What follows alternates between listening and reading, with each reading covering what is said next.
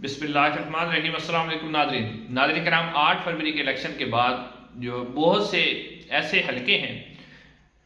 جن کے اندر election commission of Pakistan نے ضمنی الیکشن کا شیڈیول جاری کر دیا ہے، اور یہ تقریباً قومی اسمبلی کے 6 حلقے ہیں، صوبائی اسمبلی کے 22 حلقے ہیں۔ اور ضمنی الیکشن ہونے کی جو وجہ ہے وہ یہ ہوتی ہے کہ بہت سے ایسے امیدوار ہیں جو 1 یا 2 نشستوں پر کامیاب ہوئے ہیں، صوبائی اسمبلی اور قومی اسمبلی کی نشست پر، اور اس کے بعد کیونکہ ایک نشست آپ نے اپنے پاس رکھنی ہوتی ہے اور باقی چھوڑنی ہوتی ہے، تو انہوں نے جو نشستیں چھوڑی ہیں اب اس کے اوپر جو ہے ضمنی الیکشن ہونے جا رہا ہے۔ 21 اپریل کو ضمنی الیکشن ہے۔ ہم بھی اپنے چینل پر آپ لوگوں کی خدمت میں مختلف جو حلقے ہیں صوبائی اسمبلی کے اور قومی اسمبلی کے، ان کی تفصیلات آپ کے سامنے رکھ رہے ہیں کہ کون سا امیدوار اس وقت حلقے کے اندر کس پارٹی سے تعلق رکھتا ہے اور اس کی پوزیشن کیا ہے اور کس نے حلقہ خالی کیا ہے۔ ناظرین، اس ویڈیو کے اندر میں آپ کے سامنے NA119 NA119 لاہور اس کی کچھ تفصیلات آپ کے سامنے رکھوں گا۔ ناظرین، اگر آپ چینل پر نئے ہیں تو چینل کو سبسکرائب کر دیں اور کمنٹ سیکشن میں اپنی آرا کا اظہار ضرور کریں۔ ناظرین، یہ جو NA119 لاہور ہے یہ بہت زیادہ اہمیت کا حامل ہے۔ اس کی وجہ یہ ہے کہ پاکستان مسلم نون کی سینئر نیب صدر اور وزیر اعلیٰ پنجاب جو ہیں ابھی مریم نواز صاحبہ نے اس نشست پر کامیابی حاصل کی تھی فارم 47 کے مطابق، اور اس کے بعد کیونکہ وہ جو ہے صوبائی اسمبلی سے بھی الیکشن لڑی تھی اور وہ پھر وزیر اعلیٰ بن گئی، تو انہوں نے قومی اسمبلی کی نشست خالی کر دی ہے۔ اب اس نشست پر ضمنی الیکشن ہونے جا رہا ہے۔ سب سے پہلے ناظرین 2024 میں ابھی 8 فروری کو الیکشن ہوا ہے، اس کا رزلٹ آپ دیکھ لیں فارم 47 کے مطابق۔ میں بار بار کہہ رہا ہوں فارم 47، کیونکہ فارم 45 کے مطابق جتنے بھی صحافی ہیں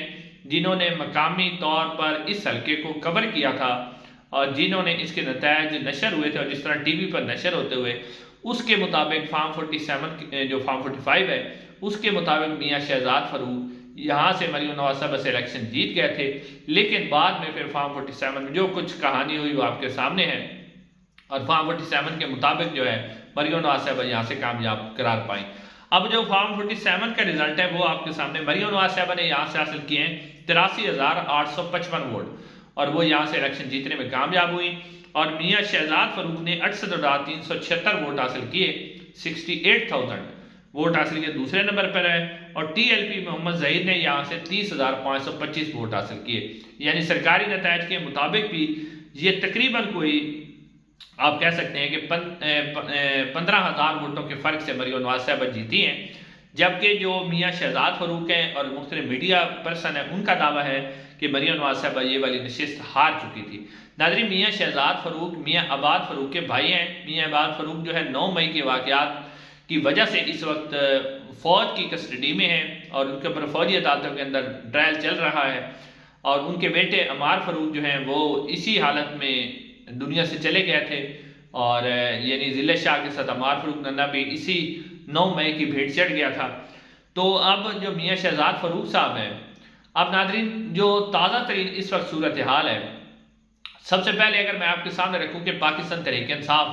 اس کے اوپر اپنا کون سا امیدوار لا رہی ہے۔ ناظرین، اس حلقے میں سے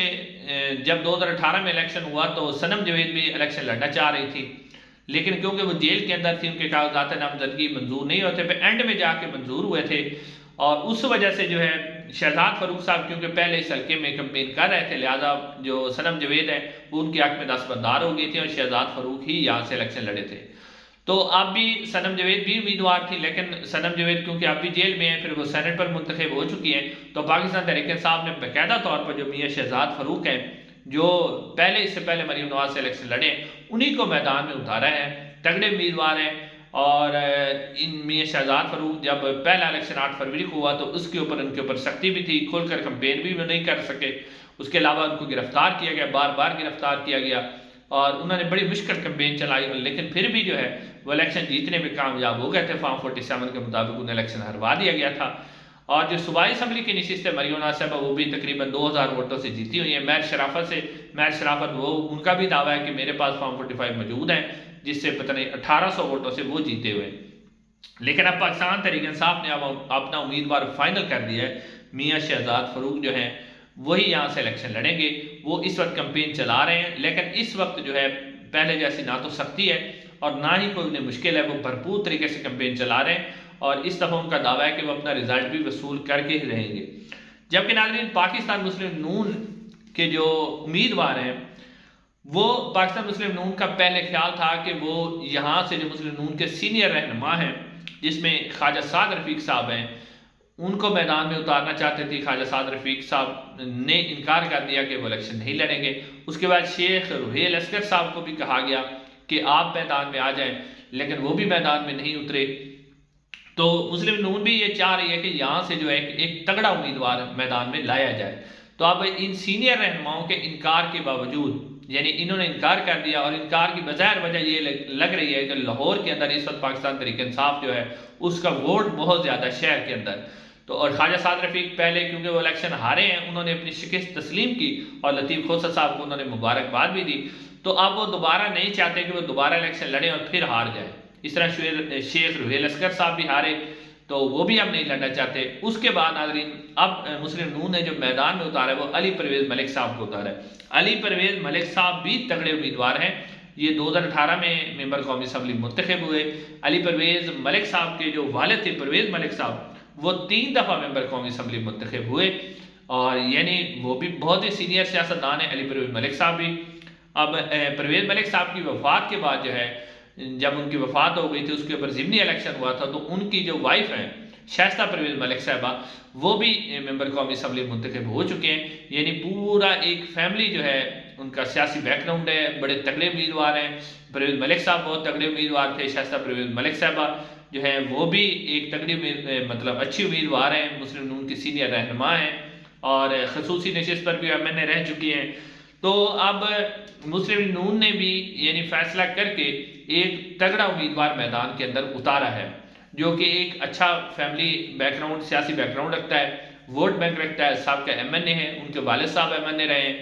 تو ایک تگڑا امیدوار انہوں نے بھی میدان میں اتارا ہے. اب یہاں پر جو مقابلہ ہے وہ پاکستان تحریک انصاف کے میاں شہزاد فاروق اور پاکستان مسلم نون کے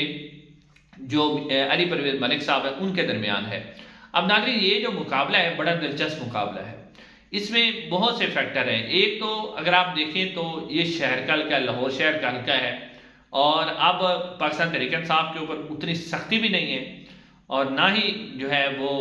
پاکستان تحریک انصاف پر بھرپور کمپین چلا رہی ہے. یعنی یہ ایک پاکستان تحریک انصاف کے لیے پلس پوائنٹ ہے کہ لاہور شہر کے اندر ان کا ووٹ بینک ہے اور ساتھ ساتھ جو ہے اب ان کے اوپر وہ والی سختی نہیں ہے.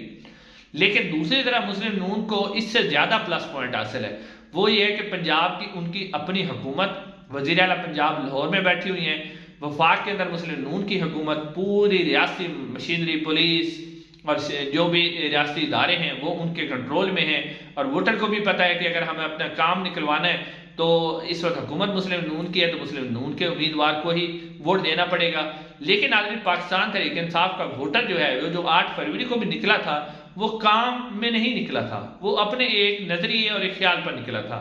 کیا اب جو ریاستی مشینری ہے اس کا استعمال کر کے یا مسلم نون کو یہ جو ایج حاصل ہے حکومت کا اس کو استعمال کر کے مسلم نون, کیونکہ پہلے تو ایک رزلٹ ہے جس کے اوپر اعتراض ہے,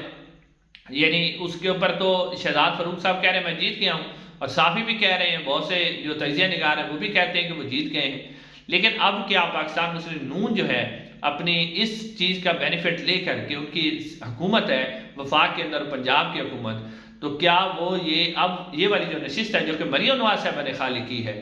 تو کیا وہ یہ نشست نکال سکتے ہیں؟